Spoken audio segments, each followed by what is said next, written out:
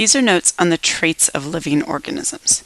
So all living organisms have these traits, and there may be some organisms that used to be alive but are no longer living that have some of these traits but not all of them.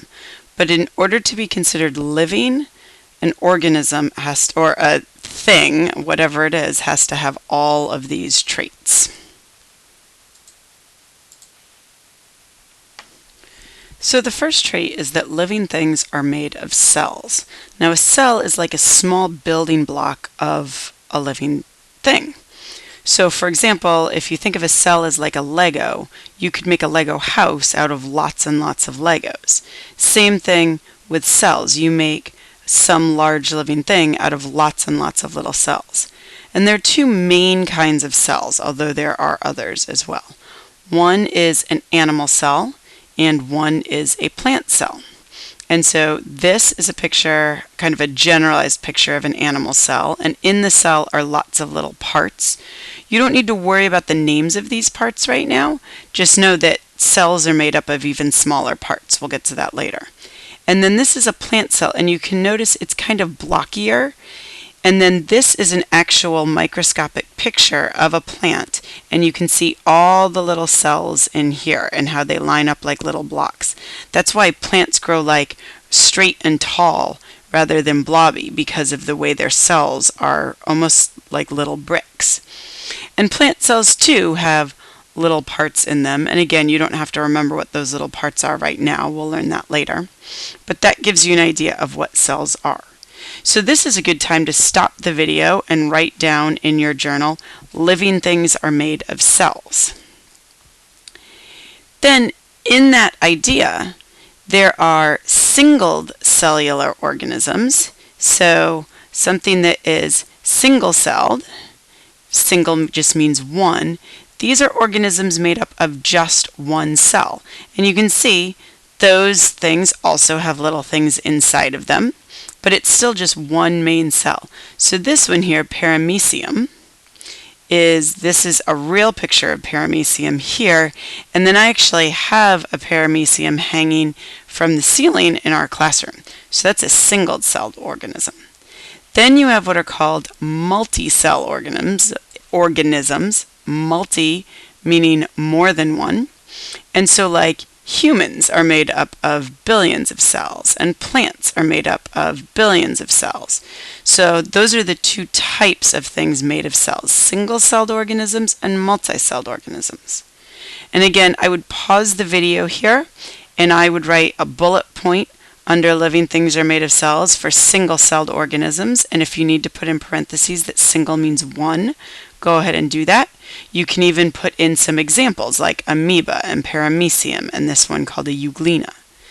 Then you should have a bullet point that says multi-celled organisms, and you can put in human and plant, and if you can think of some more, put those in as well. The next thing is that living things have levels of organization. And so in all living things, and up here I'm going to write an A for animal. This is the animal cell we just saw. And down here I'm going to write a P for plant. That was the plant we just saw. Those cells are organized. So many cells together are called tissues. And then tissues together are called organs. Organs with other organs are called organ systems. And then all those organ systems together make up an organism. And so here again, I would pause the video and I would write living things have levels of organization. I would then write the cells with an arrow to tissues, to organ systems, to organism. I might even put in maybe some examples, like we just talked about what cells are, but maybe a little drawing of a tissue that then makes a heart. See, these are all muscle cells together, and that makes the heart. And then the heart with the veins and the arteries makes the organ system, and then all of those organ systems together make the full organism.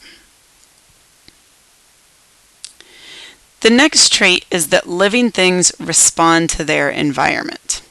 So here we have a person sweating. Sweating is a response to the environment. We sweat when we get too hot.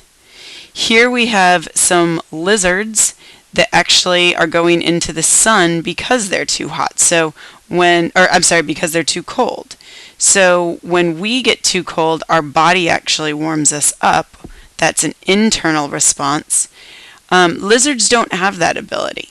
They can't warm themselves up, so they need to go into the sun to get warmer.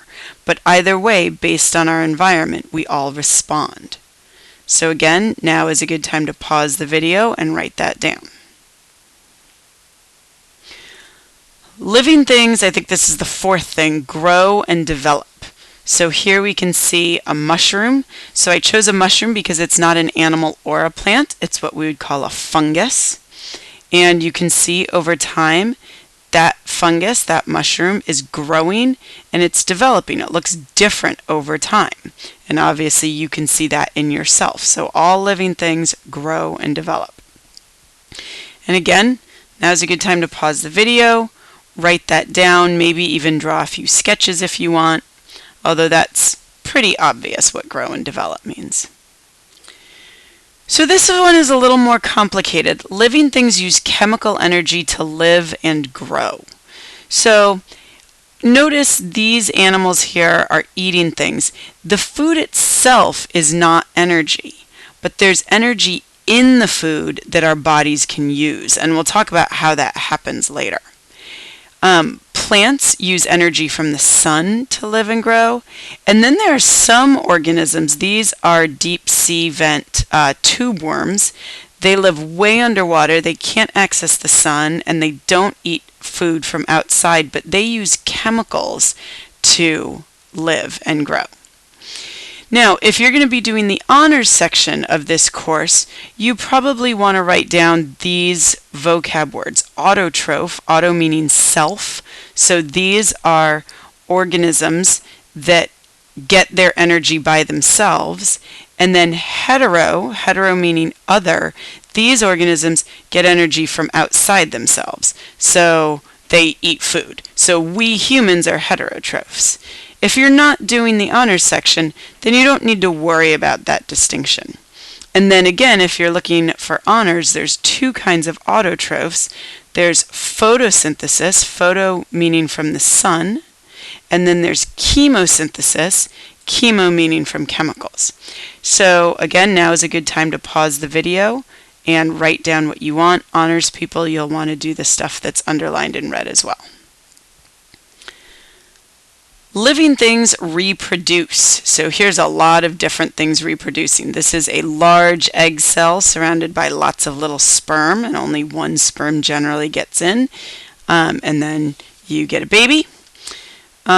These are apples. So the fruit of any organism or of any plant is how it reproduces, because if you know anything about fruit, you know there are seeds in the middle, and you plant those seeds and you get more plants. Plants use spores to reproduce. These are the spores on the underside of the fern. And then this is an amoeba. We saw that. It's a single-celled organism. And this is actually dividing in half. So it's making an exact copy of itself. But all living things reproduce. Again, this is a good time to stop the video and write that down. Perhaps write some examples like sperm and egg and fruit, things like that. Groups of living organisms change through generations. So that's called evolution. So this isn't something that one living organism will do, but groups of them. And so this is the evolution of the horse. And if you go this way, this is over time. So this is time going forward. And in any one organism's lifetime, they won't change themselves. But over millions of years, the entire group changes based on its environment. And so you get a change overall from the Eohippus millions of years ago to the modern horse now. So those are all of the characteristics of living things. If you have any questions, please make sure you ask either in class. You can write it down in your notes. Make sure you write down this last part as well. You can write it down in your notes and ask in class, or you can email me at science.help@hotmail.com, or you can simply add a question to the comment section of this video. Have a good night.